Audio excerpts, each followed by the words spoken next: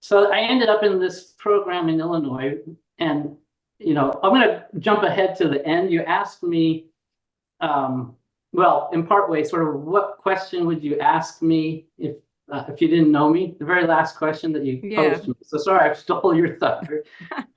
But I was thinking about that because it kind of tracks back to the whole thing. And that was, sometimes I joke and spend little pokes at people on our team, like, what's your superpower, right?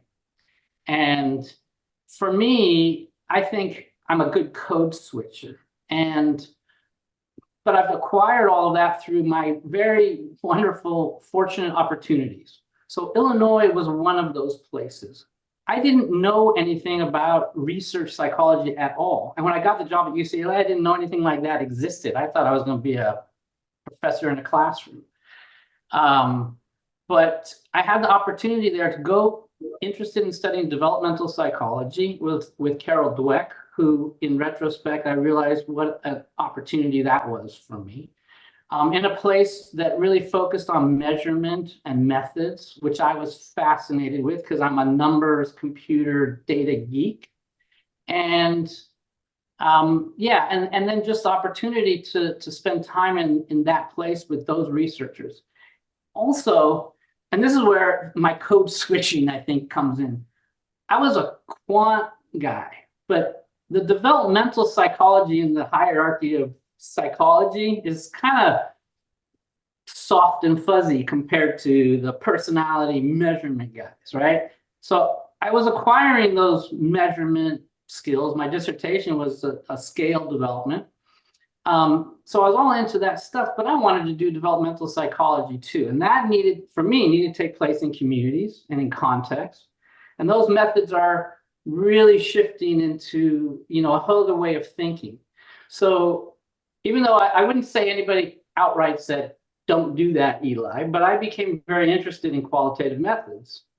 I was not going to serve my dissertation success, but I was curious. And fortunately, again, for an opportunity for me, it was a woman, Peggy Miller at Illinois, my friend and colleague, Heidi Fung, who I met, and started talking with sociologists about things that we cared about in common.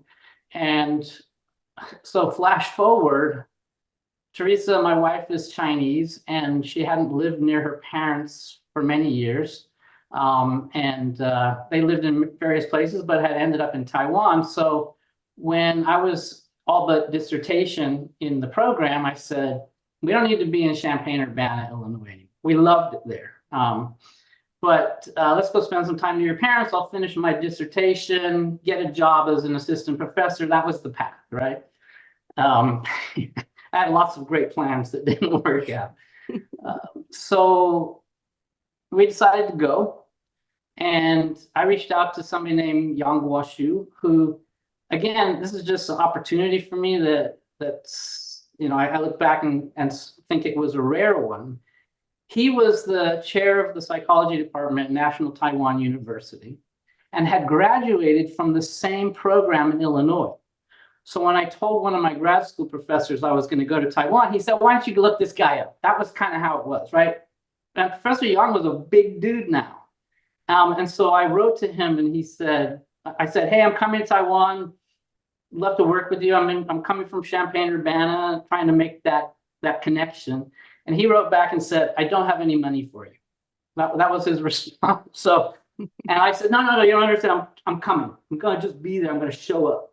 And to my pleasure and his generosity, he met with me and we developed a relationship. And it was through that, while I'm finishing my dissertation, that he helped me get positioned as a visiting scholar.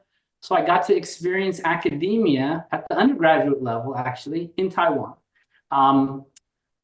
Fortunately, psychology is a very Western science. Most of the students in psychology in Taiwan could read English and many could speak pretty well. So I was at least able to work with them. So I worked alongside another young professor there, and I just helped.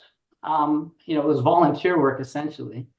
But really got to explore that and start to do research around parenting and social cognitive development that I was interested in. Now looking at it from a very different socio-historical context.